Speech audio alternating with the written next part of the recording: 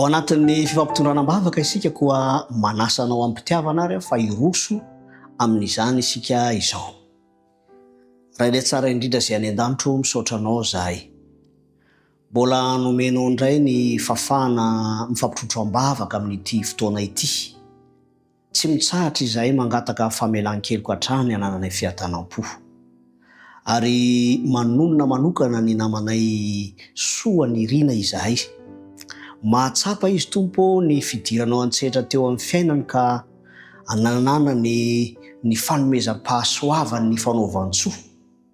Kanefa Tompo mangataka ihany koa izy mba ho tsapany mandrakariva fa avy aminao no ahafahany mahatanteraka izany ary angatana manokana Tompo ny fitahiana zay efa natomboka ao tamin'izany mpanomponao izany mba hitohy hatrany, eny hitombo hatrany ihany koa, mba ahafahany manana fiainana fijona vavolombelona mahery vaika ny amin'izany fanaovan-tsoa izany.